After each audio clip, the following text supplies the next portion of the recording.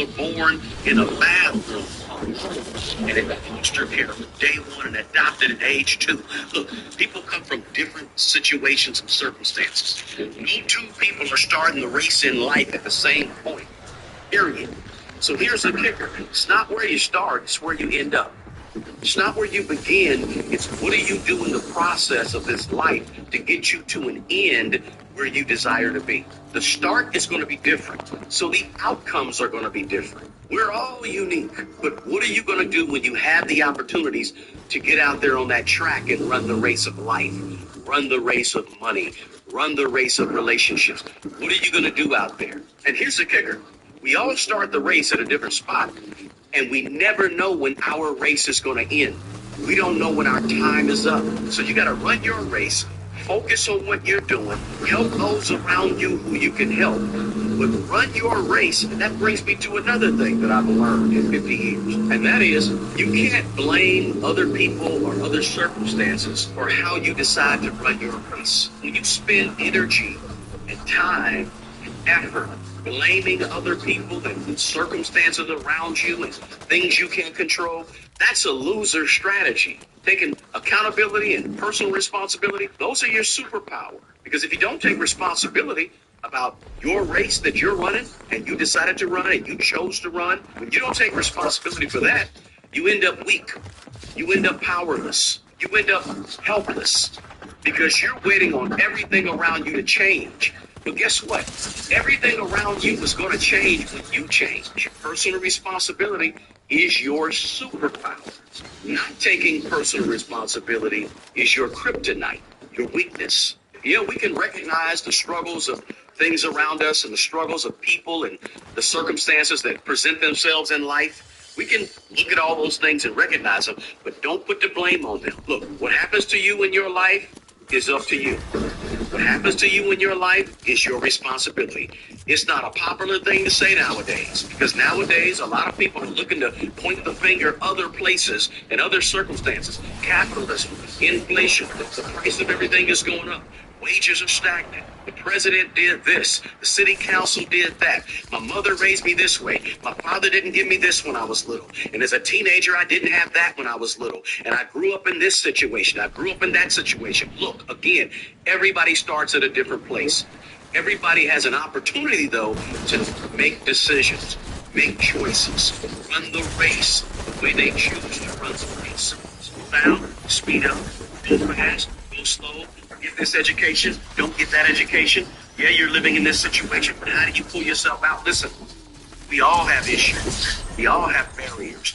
We all have problems. We all have obstacles. But the energy that you spend blaming other people and looking around to see what fault it is energy you could have spent on trying to win.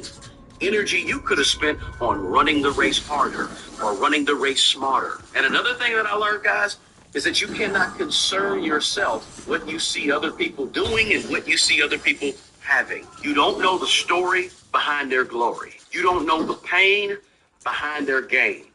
And you never know the issues behind their tissues. And so I've learned that when you see other people winning, cheer them on. Because when they're winning, it means it's a win for humanity.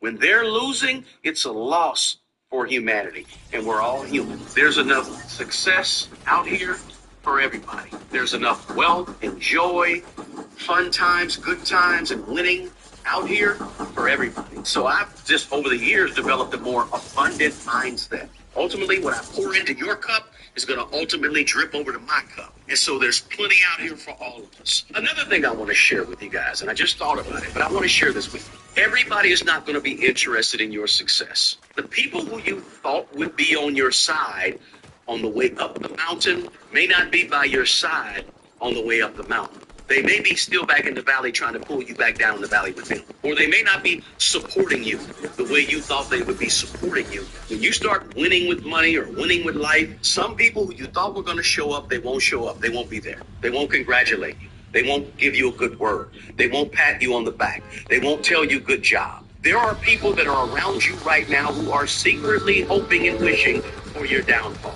I hate to say it like that, but I got to be honest with you. But listen, your growth builds your character, but your growth also exposes the intent of other people around you. People come into your life and they leave out of your life. And all of them don't have good intentions. This could be lifelong friends. This could be co-workers. This could be close relatives. Look, don't think that just because you grew up with somebody, you grew up with this cousin of yours, and you've been knowing them since you could even talk, don't think that they're automatically, just because you guys have been close for 30 or 40, 50 years, they're going to be on your side and pushing you and encouraging you and helping you. That's not how it works.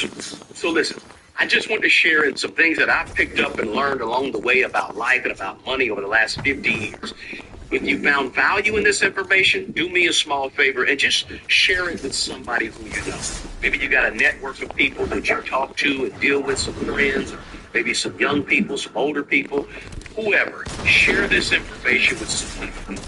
In the link and sending this video to them. And don't forget to smash the like button below. And check out this video right here where I talk about 9 life goals that you got to stop chasing after age 40. Until the next video, peace.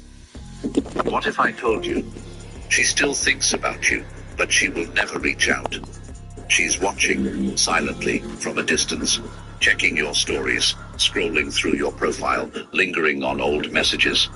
Maybe she even types something, then deletes it again and again.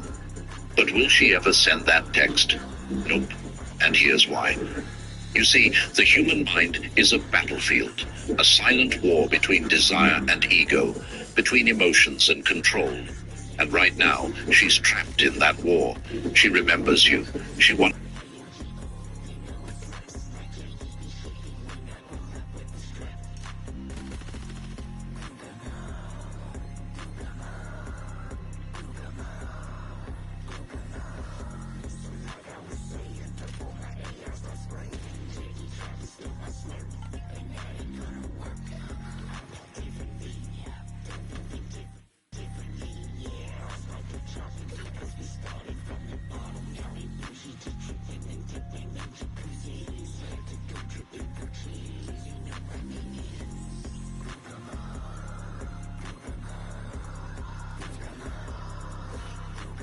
Hi.